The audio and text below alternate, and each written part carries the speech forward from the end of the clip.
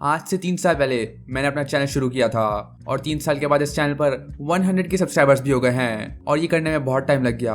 कभी कभी चीज़ें बहुत लो थी और कभी कभी बहुत ही हाई, लेकिन 3 साल के बाद फाइनली मेरे 100 सब्सक्राइबर्स हो गए। लेकिन इससे पहले भी मैंने चैनल बनाए थे और ये मेरा पहला चैनल नहीं था, क्योंकि इससे पहले भी मैंने गेमिंग चैनल बनाने की कोशिश करी थी और वो फेल हो गए थे।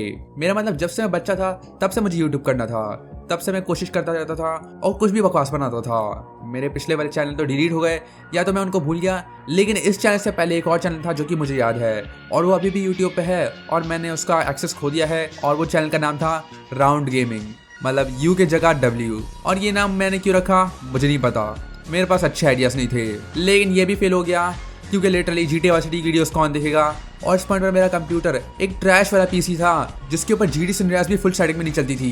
सो हेलो गाइस, क्या हाल है आप लोगों के। और आज हम लोग वापस आ गए हैं GTA वाई सिटी के अंदर। तो मैंने इसमें पहले सोचा था कि मैं मॉड्स डालूंगा, लेकिन अब ये मॉड्स चल नहीं रहे हैं और एरर्स आ रहे हैं बहुत सारे जब रिकॉर्डिंग कर रहा हूँ। बस मतलब तुम्हारा मोबाइल जिसमें तुम देख रहे होगे वो चला जाए GT San Andreas, लेकिन मेरा वो कंप्यूटर नहीं चला पाता था। लेकिन मैंने फिर सोचा कि गेमिंग चैनल का तो कोई फायदा ही नहीं है क्योंकि मैं लेटेस्ट गेम नहीं खेल सकता। लेकिन मैंने एनिमे देखना शुरू कैसे किया, तो शुरुआत में तो मुझे एनिमे के बारे में कुछ पता नहीं था और अगर कोई एनिमे मैंने देखा भी होगा तो वो होगा डोरेमोन और शिनचैन, क्योंकि उसके अलावा मैंने कुछ और देखा ही नहीं था। जब भी ड्रैगन बॉल देखने की कोशिश करता था लाइट चली जाती थी तो वो कभी देख भी नहीं पाया। लेकिन एक दफा जब मैं एक वीडियो देख रहा था तो मुझे एक म्यूजिक सुनाई दिया और ये था डेथ नोट से। तभी मैंने डेथ नोट देखना शुरू करी और वहीं से मैंने एनिमे देखना शुरुआत किया। तुम्हें पता है जब मैंने पहली बार डेथ नोट देखा था तो मुझे लगा था ये बोरिंग स्टोरी होगी, यहाँ पर लाइट सबको मार देगा और ब्ला ब्ला ब्ला, उसको कोई हरा नहीं पाएगा। लेकिन जब सेकंड एपिसोड के आखिर में असली एल आता है तो वो देखकर मेरा सर फट गया था कि ऐसा कुछ हो भी सकता है।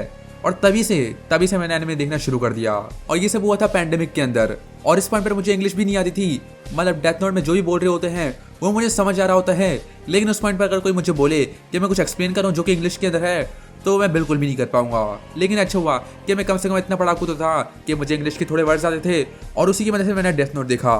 मतलब मुझे समझ तो आता था कि क्या बोल रहे हैं वो, लेकिन मैं तुम्हें क्या समझाऊं, मुझे बस फील हो जाता था कि वो क्या बोल रहे हैं। और इसी तरह मैंने डेथ नोट देखा और इसी तरह एनिमे देख कर मुझे इंग्लिश भी आ गई and now I can even talk in English and now it's not that hard. फिर मैंने डेथ नोट कंप्लीट कर लिया, फिर मैंने अटैक ऑन टाइटन देखा, फिर मैंने वन पंच मैन देखा और कुछ एनिमे देखने के बाद मैंने देख लिया फाइनली ड्रैगन बॉल सुपर। तो ड्रैगन बॉल सुपर मेरा पहला ड्रैगन बॉल एनिमे था और ड्रैगन बॉल सुपर देखने के बाद मुझे समझ आया कि ड्रैगन बॉल है क्या।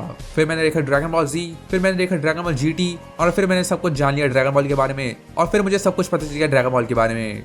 तो मैं बस अपना एनिमे देखता था और बस एडिटिंग करता था। मतलब तुमने यूट्यूब पे AMVs तो देखे ही होंगे, मतलब फाइटिंग हो रही होती है और पीछे गाना लगा होता है, हाँ वही, मैं बस वही एडिट करता था और बस एनिमे देखकर अपना टाइम पास करता था। लेकिन एक दिन अचानक से मुझे आइडिया आया कि मुझे एनिमे के ऊपर वीडियोस बनानी चाहिए, क्योंकि मेरे पास गेमिंग चैनल तो नहीं था लेकिन मैं एनिमे देख सकता था तो मैं वही बना लूँ। और उस वक्त आने वाली थी ड्रैगन बॉल सुपर हीरो, तो मैंने उसके ट्रेलर के बारे में वीडियो बनाई। वो वाली वीडियो कुछ खास नहीं थी लेकिन वो इतनी भी बुरी नहीं थी। लेकिन वो तुम्हें अभी चैनल पे नहीं मिलेगी क्योंकि मैंने वो वीडियो अपने दूसरे वाले अकाउंट में डाली थी और मैंने बाद में रियलाइज किया कि उस वीडियो से फ़ायदा नहीं होगा। Dragon ball super dragon ball series की नेक्स्ट मूवी है। आज हम इस मूवी का ट्रेलर की बात करेंगे। गामा 1 और गामा 2 कौन है, इस मूवी में हमें कौन कौन से कैरेक्टर दिखेंगे, इस मूवी का नाम सुपर हीरो क्यों है और बहुत कुछ। तभी मैंने उसी वक्त अपना नया चैनल बनाया और उस वक्त मैंने उस चैनल का नाम रखा था माजिन एनिमे फैन, क्योंकि मुझे माजिन वीडियो अच्छा लगता था और एनिमे के बारे में वीडियो बना रहा हूँ तो एनिमे फैन। और फिर मैंने सोचा कि मैं रोज़ वीडियो डालूंगा और फिर मैंने वीडियोस बनाना शुरू कर दी और मैंने वीडियोस बनाई फैक्ट्स के बारे में, मतलब सुपर सैयन 1, 2, 3, 4, गॉड, ब्लू, ये सब करके वीडियो बनाई। ये मैंने वीडियोस डाली लगातार 7 दिनों के लिए और मैंने आखिरी वीडियो डाली गोहान के बारे में कि उसकी नई फॉर्म आने वाली है। फिर मैंने उस चैनल को 10 दिन के लिए छोड़ दिया क्योंकि मैंने उस पर कोई भी रिजल्ट नहीं देख रहा था और कोई भी व्यूज़ नहीं आ रहे थे। और जब 10 दिन बाद मैं चेक करने वाला था तो मैंने सोच लिया था कि अगर ये काम नहीं करा तो मैं यूट्यूब को हमेशा के लिए छोड़ दूंगा। लेकिन जब मैं आया तो मैंने देखा कि 100 व्यूज़ आ गए थे गोहान न्यू फॉर्म वाली वीडियो पर और उस पॉइंट पर मुझे समझ आ गया था कि यही मेरा मौका है। तभी मैंने और वीडियोस बनाना शुरू करी लेकिन वो काम नहीं कर रही थी। लेकिन तभी मैंने नोटिस किया कि मैं जब गोहान के बारे में वीडियो बना रहा हूँ तो वही काम कर रही है, तो मैंने इसी तरह सारी वीडियोस गोहान के ऊपर बनाई। मतलब लिटरली परफेक्ट सेल के बारे में वीडियो थी और मैंने उसके ऊपर सबसे पहले लिखा था गोहान न्यू फॉर्म। और इसी तरह करके मेरे थोड़े थोड़े सब्सक्राइबर्स बढ़ गए। जब चैनल बनाया था तो बस 2 ही सब्सक्राइबर्स थे, एक तो मेरा ही दूसरा चैनल और मेरा एक दोस्त। लेकिन गुहान के ऊपर वीडियो बनाने के बाद मेरे 2 से बढ़ गए थे और 10-20 हो गए थे। और यही देखकर मैंने बहुत सी वीडियोस डाली और मेरी गुहान वाली वीडियो देखकर सब लोग दूसरी वीडियोस भी देख रहे थे। और जब मेरा चैनल ग्रो हो रहा था तो किसी ने मुझे बोला था कि मुझे अपना नाम चेंज कर लेना चाहिए, और मुझे भी समझ आ गया था कि माजिन एनिमे फैन काम नहीं करने वाला। तो मैंने बहुत से नाम चेक करे और फाइनली डिसाइड किया सैयन स्वॉर्ड, और ये नाम अब सही लगता है, मतलब इतना भी बुरा नहीं है। और मैंने चैनल बनाया था 27 दिसंबर 2021 को, और 2022 के 12 मार्च से पहले ही मेरा चैनल मोनेटाइज भी हो गया था। और 12 मार्च मतलब मेरी बर्थडे, जिसका मतलब मैं 14 साल का होता, उससे पहले ही मेरा चैनल मोनेटाइज भी हो गया था। उस वक्त तो मुझे यकीन भी नहीं हो रहा था कि मैंने ऐसा करा भी है, लेकिन मुझे समझ आ गया था कि ये काम कर सकता है और मुझे इसके ऊपर वीडियोस बनानी चाहिए। तभी मैंने कंटिन्यू करा और मैंने वीडियोस डालता गया, और लोगों ने बहुत देखी भी और मुझे बहुत सपोर्ट मिला और मेरे सब्सक्राइबर्स बढ़ रहे थे। लेकिन तभी मैंने डाली अल्ट्रा वेजिटो के बारे में वीडियो, और वो वीडियो अच्छी गई। पहले तो मैंने सोचा था कि मैं उसके बारे में और वीडियोस नहीं डालूंगा, क्योंकि मैं उसको थोड़ा थोड़ा एक्सप्लेन कर रहा था और जल्दी जा रहा था। मतलब मेरी पहली वीडियो के अंदर मैंने अल्ट्रा वेजिटो के पूरे 5 पार्ट्स कवर कर लिए थे। लेकिन मैंने बाद में जाकर और भी वीडियोस बनाए, तो मैंने वीडियोस डाली और इस तरह मेरा चैनल ग्रो होता गया। लेकिन एक प्रॉब्लम थी, जो भी अल्ट्रा वेजिटो की वीडियो देख रहे थे वो मेरी दूसरी वीडियोस नहीं देख रहे थे। तो कुछ टाइम के बाद मैं बस अल्ट्रा वेजिटो के बारे में वीडियो बना रहा था। और ये मांगा बनाना बहुत ही मुश्किल है और बहुत ही बोरिंग है। मतलब पहले तो कॉल मी एड्स की बेकार मांगा को देखना, फिर पूरी स्क्रिप्ट लिखना, और फिर पता नहीं क्या क्या करके वीडियो बनाना, और फिर पूरा एडिट करके उसको डालना। तो इन वीडियोस को बनाकर ही मेरे सर में दर्द हो जाता था। लेकिन तब भी मैं रुक नहीं सकता था, क्योंकि अल्ट्रा वेजिटो ही काम कर रहा था। फिर मेरे एग्जाम्स भी हो रहे थे, और फिर मैंने कुछ टाइम के लिए वीडियोस डाली भी नहीं थी। लेकिन मेरे एग्जाम्स खत्म हो गए और मैंने डिसाइड किया कि अब काम करने का टाइम है। तभी मैंने वीडियोस बनाई और बहुत सारी वीडियोस बनाई। कुछ काम नहीं कर रहा था, लेकिन मुझे पता था कि अल्ट्रा वेजिटो से बाहर निकलना है और मुझे कुछ ऐसा बनाना होगा जो कि अल्ट्रा वेजिटो से भी बेहतर हो। यही करते मैं बहुत ट्राई करता गया, और मैंने एक दिन डाली ये वाली वीडियो, गोकू ऑल फॉर्म्स। और ये वाली वीडियो मैंने सोचा नहीं था कि इतना अच्छा परफॉर्म करेगी, क्योंकि ये मेरे नॉर्मल आइडियाज में से एक था, क्योंकि ये कुछ खास आइडिया नहीं था और ये तो कोई भी सोच ले। और शुरुआत में तो ये वीडियो अच्छा परफॉर्म भी नहीं कर रही थी, लेकिन तभी टाइम के साथ साथ इसके ऊपर व्यूज बढ़ते गए, और फिर अचानक से ये वीडियो बूम हो गई और लिटरली इस वीडियो पे बहुत सारे व्यूज आए। और मैं इस पॉइंट पे समझ गया था कि यही मेरा मौका है कि मैं कैंसर वेजिटो से अपना छुटकारा पा लूं। और तभी मैंने और वीडियोस बनाई और मैंने फाइनली अल्ट्रा वेजिटो से छुटकारा पा ही लिया। और इसका मतलब है मैं कभी भी अल्ट्रा वेजिटो नहीं बनाने वाला हूँ, और मुझे वो बिल्कुल भी अच्छी नहीं लगती, क्योंकि अल्ट्रा वेजिटो बनाते हुए मैं अपने आइडियाज़ नहीं डाल सकता, और मेरे पास बहुत ही आइडियाज़ होते हैं। तो मुझे अपने आइडियाज़ पे वीडियोस बनाना पसंद है, ना कि घटिया व्हाट इफ्स या फिर अल्ट्रा वेजिटो मांगा के ऊपर, जो कि बिल्कुल भी सेंस नहीं बनाती है।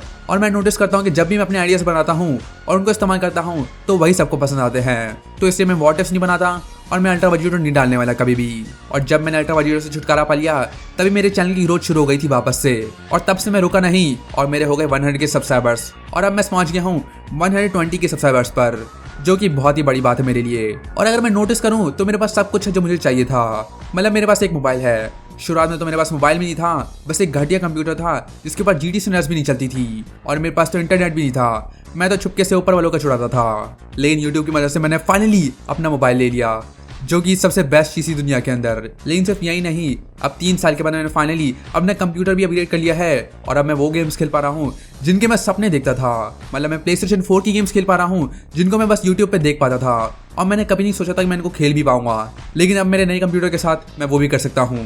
मैं कर सकता हूँ क्या, मैंने डिट्रॉइट बिकम ह्यूमन, स्पाइडरमैन और स्पाइडरमैन माइल्स मॉरल्स भी खत्म कर दिया है। तो ये करके तो मज़ा ही आ गया। तो मुझे चाहिए था मोबाइल और एक कंप्यूटर जिस पर मैं गेम खेल पाऊँ, और एक और चीज़ थी, और वो थी यूट्यूब।